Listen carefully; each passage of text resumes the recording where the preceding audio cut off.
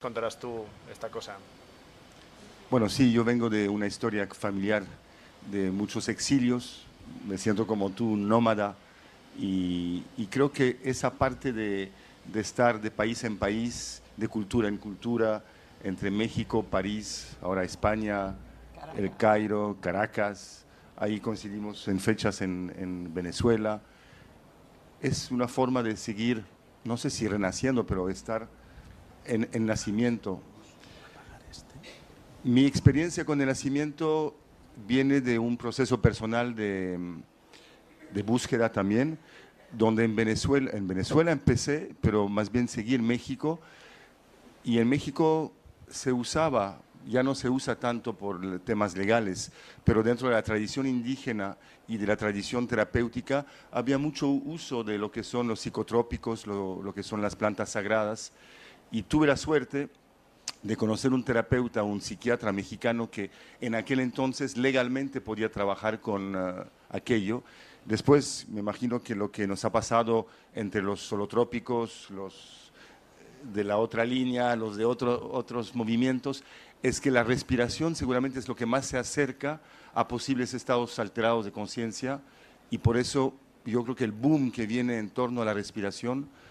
nace de la frustración de un Grof que no pudo trabajar con LSD, con esa línea mexicana donde no pudimos, porque perdimos muchos amigos en la cárcel a raíz de eso, seguir trabajando con plantas mágicas. Entonces la respiración se volvió como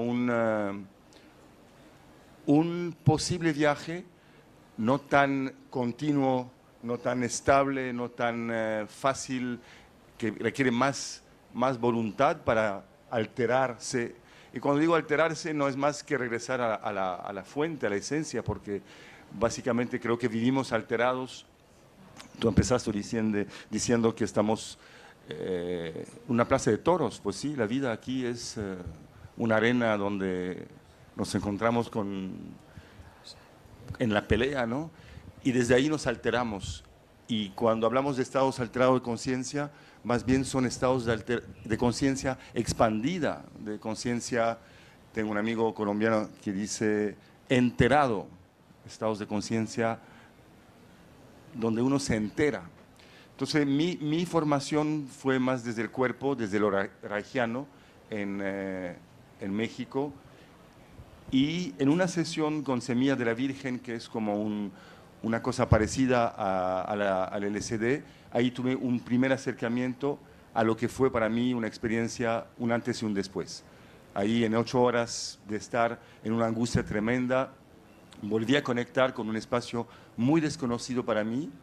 pero de un espacio donde lo que había era miedo y angustia, pánico más bien. Y cuando mi terapeuta logró hacerme como una marometa simbólica, pero que significó para mí un nacer, me di cuenta que tenía una memoria celular, una historia que tenía que ver con un nacimiento muy traumático. Y para hacerles el cuento corto, yo vivía en México, mi mamá en París, entonces era por cartas en aquel entonces que uno se comunicaba. Y le pregunté a mi mamá, mamá, ¿cómo es que fue mi nacimiento? Mi mamá, muy orgullosa de haber tenido un hijo en París, en una clínica moderna, me dice, pues muy normal, na- muy normal, naciste en un parto programado, porque el médico no podía atenderte un fin de semana que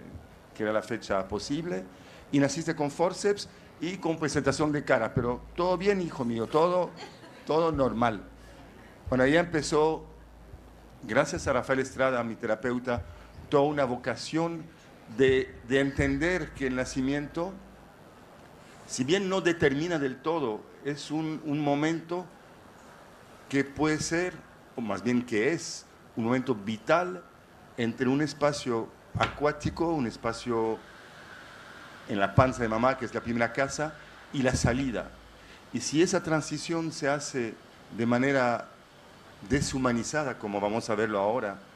entonces es posible que el niño o la niña, al lugar de sentirse bien recibida o bien recibido, se sienta mal recibido, mal recibida. Y esa primera información, a mi entender, se queda no a nivel verbal, no a nivel de una conciencia, pongo la mano aquí, pero es una conciencia más corporal, y esa información es lo que seguramente vamos a hablar en contextos de cambios, en contextos de pequeños o grandes cambios que pueden ser, por ejemplo, en mi caso, los exilios, pero puede ser la primera ida a la escuela, o puede ser un divorcio, o puede ser una separación, o la muerte de un familiar. La premisa sobre la cual yo trabajo es que esa información